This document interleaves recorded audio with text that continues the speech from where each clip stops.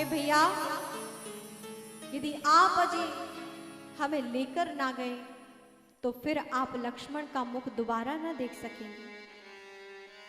इसलिए हे भैया, आप मुझे भी अपने साथ लेकर चलें। भगवान ने जैसे तैसे लक्ष्मण भैया को भी हामी भरी है। ठीक है लक्ष्मण, तुम भी मेरे साथ चलो, जाओ वन जाने के लिए तैयारी करो। भगवती सीता को भी आदेश दिया, जाओ सीते, वन में इन आभूषणों को धारण करके नहीं जाना है। आज से आप इन आभूषणों को धारण नहीं करेंगे। आज से हमारा जीवन तपस्वियों का जीवन रहेगा और वन में तो तपो जीवन रहेगा। इसलिए अभी से हमें प्रयास करना चाहिए। लक्ष्मण जी को जो ही आदेश किया, भगवती सीता को आदेश दिया कि जाओ इन आभूषणों को हटाकर उन वनवासी वस्त्रों को धारण करो। इतने में कहते हैं सुमित्रा जी दौड़ी दौड़ी चली आई। द्वार पर ही सीता जी और लक्ष्मण जी मिले और लक्ष्मण की सारी बातें सुमित्रा जी ने द्वार पर खड़े खड़े ही सुन ली और कहा, हे लक्ष्मण, तुम धन्य हो, आज मेरी कोख धन्य हो गई जो तुम जैसे पुत्र को मैंने पाया है। सुमित्रा जी कह रही हैं, हे लक्ष्मण, आज मेरा जीवन धन्य हो गया, तुम जैसी संतान को प्राप्त कर। मेरा तो जीवन धन्य है कि मेरी दोनों संतति अपने दोनों बड़े भाइयों की सेवा में समर्पित है। छोटे पुत्र शत्रुघ्न अपने बड़े भाई भरत की सेवा में संलग्न है और हे लक्ष्मण, तुम भी राम की सेवा में, अपने बड़े भ्राता की सेवा में संलग्न हो। मेरा तो जीवन धन्य हो गया। तुम जैसे पुत्र को पाकर आज मैं परम प्रसन्न हूं। विधाता ने मुझ पर कृपा की है जो तुम जैसी संतान की मां बनने का मुझे सौभाग्य दिया। सुमित्रा जी अपने जीवन के लिए भगवान से प्रार्थना करती कि हे भगवान, मुझे लक्ष्मण जैसा पुत्र देने पर आपका बहुत बहुत धन्यवाद है। और हे लक्ष्मण, तुमने सही ही किया है जो राम के साथ जाने के लिए तुम तत्पर हो गए। हे लक्ष्मण, वैसे भी तुम्हारा क्या कार्य है इस अयोध्या में, जहां राम नहीं वहां तुम्हारा होना किस काम का है। तुमने सही निर्णय किया। और हे पुत्र, यदि तुम वन ना जाते तब भी मैं तुम्हें वन भेजती, क्योंकि राम के बिना तुम्हारे जीवन का कोई महत्व नहीं है। तुमने ठीक ही किया जो राम के साथ जाने के लिए तत्पर हो गए। ये देखिए, ये माँ है, सुमित्रा जैसी माँ आज संसार में दिखाई दे। इसीलिए तो इन माओं का चरित्र रामचरित्र मानस में तुलसीदास जैसे भक्तों ने, संतों ने गाया है। ऐसी पावन पीठ पर बैठकर इन पात्रों का दर्शन कराया जा रहा है। कैसी दिव्य माँ है सुमित्रा, जिन्होंने अपने पुत्र को परमात्मा के चरणों की भक्ति के लिए समर्पित किया है।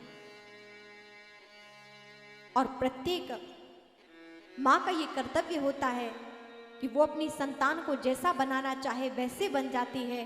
प्रत्येक माँ का ये दायित्व है कि जो भी अपनी संतान को बनाना चाहे, जिस पद पर पदस्थ करना चाहे, बहुत अच्छी बात है, लेकिन ये भी सद आचरण संस्कार हो कि कहीं ना कहीं भगवान का भक्त भी वो बने, सदमानव भी बने, उसके हृदय में भी परमात्मा की भक्ति का कहीं ना कहीं सूक्ष्म रूप से वास हो। यहाँ माँ सुमित्रा लक्ष्मण जी को बहुत सुंदर बात कहते हुए कि हे राम, हे लक्ष्मण, तुम ठीक से वन में रहना, और हे लक्ष्मण, तुम ऐसी सेवा करना, सीता की ऐसी सेवा करना, राम की, कि इन्हें अयोध्या की याद ना आए, इन्हें अयोध्या की कमी अनुभव ना हो। जब राम सो जाएं तब तुम विश्राम करना।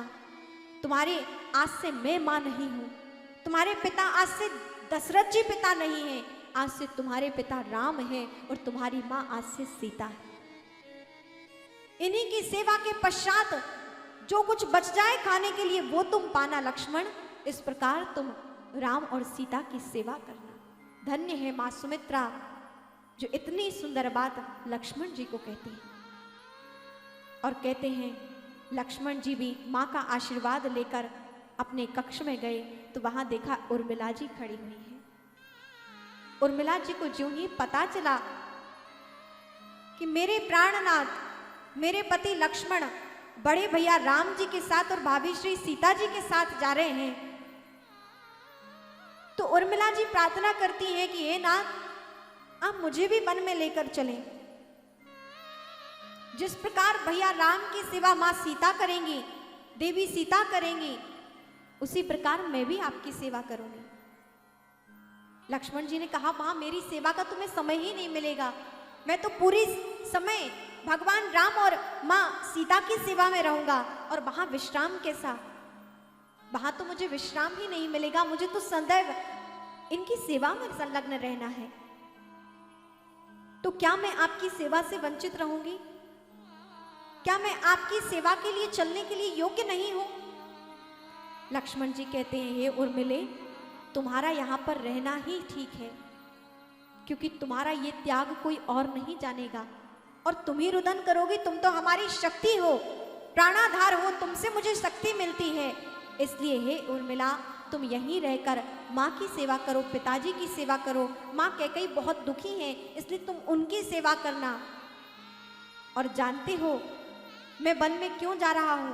भैया की सेवा के लिए तो जा ही रहा हूँ, माता सीता की सेवा के लिए जा ही रहा हूँ, पर मैं जानता हूँ कि माँ सीता साधारण स्त्री नहीं, भगवती सीता है और तुम उनकी बहन हो, तो मैं तो तुम्हारे योग्य बनने जा रहा हूँ, तप करने जा रहा हूँ। इतनी महान बहन तुम्हारी सीता है, पराम्बा जगत जननी है। जब तुम उनकी बहन हो तो भगवान राम स्वयं है, मैं उनका भ्राता हूँ, लेकिन फिर भी मैं तुम्हारे योग्य बनने जा रहा हूँ। वन में तप करूंगा, पुरुषार्थ करूंगा, भगवान की सेवा करूंगा, पुण्यों का प्राप्ति करूंगा और मेरे पुण्य में तुम्हारी भी भागीदारी है। तुम यहाँ माता पिता की सेवा करना, तुम्हारा त्याग संसार नहीं जानेगा, लेकिन लक्ष्मण तुम्हारा त्याग जानता है। तुम यहीं से चिंतन करना और मैं सदैव तुम्हें साथ रखकर माँ की सेवा करूंगा, सीता माँ की सेवा करूंगा, भगवान राम की सेवा करूंगा। इस प्रकार भगवान की सेवा के लिए संलग्न जाते हुए लक्ष्मण जी ने उर्मिला जी को समझाया है। उर्मिला जी भी परम तपस्विनी, 14 वर्ष तक उर्मिला जी ने भी संकल्प लिया है कि बेबी शयन नहीं करेंगी।